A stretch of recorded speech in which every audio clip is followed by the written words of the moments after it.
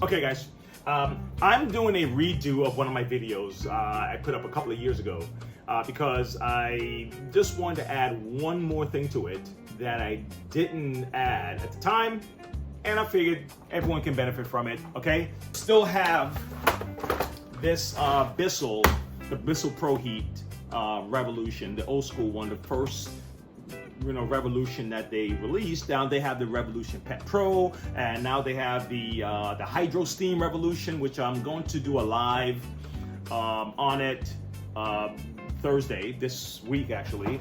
That's tomorrow. So, but I wanted to kind of cover this one more time because I did leave some things out. So the first video, it did talk about the rundown. You know, if suction is your problem on these Bissell Revolutions, the first thing you want to check is to make sure that yes, I have suction here. You turn it on, you feel the suction. Let me see something here. Let's plug it in real quick. All right, let's plug this bad boy in real quick. Okay, so you turn it on, real simple, and you can use paper, right? Let me see. You can use paper, plastic. I have plastic here. And you just want to test. So you turn it on like this. Should be back here.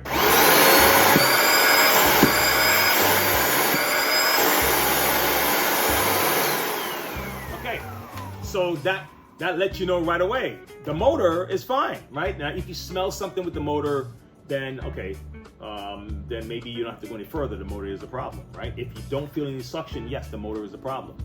But the next step, last time I skipped all the way to the front, and there's only one step I want to add to this. But before I go there, you make sure that this is not open, okay? Make sure this guy's not missing, all right? And just kind of seal this up real good. And but most likely this guy's not the problem, but still, just make sure there's nothing going on with this guy, okay? All right, the next thing you're gonna do, I did it, is back here. Okay, you want to see if there's any slits, cuts back here, because these things will get brittle over time, and then all of a sudden your suction is seeping out and you had no idea what's going on. Okay, and the only evidence you would probably see is because if it's on the top, you may not see it. But if it's at the bottom, you may have some leaks. You may also think the leak is coming from here, so you're not going to suspect it, you know? All right, next thing up, you want to make sure this guy is sealed off. If you notice, there's a rubber gasket here to kind of make sure that when it's closed, air is not escaping. The next thing is this guy. This is the culprit. This is the main reason why, and my hands are dirty here, so don't mind my dirty hands here while I'm doing this. It was on the fly, and I wanted to share it with you. I was working on machines. This is the reason why most of the time the suction is messed up. It's this section right here, okay? So this is what happens. You take it off, you want to clean, okay? And when you take it off and you clean it out, you do all that good stuff, you know, you get a little, you know, sometimes Bissell will give you those long things that will allow you to pull. Some people use zip ties can work. Okay, it's always best if it's wet. So if you haven't used it in a while and it's all dried up and you have caked up stuff here, don't try it dry. Throw some water in here, let it wet, okay, and then you kind of pull that stuff out. Now that you've done all that and you want to put it back, what happens to a lot of us is that we put it in like this, okay, and we'll put it in and then we're like, all right, man, everything looks good, right? And then you have a gap right here. And that gap is enough to make sure that you don't have any suction at the end, okay?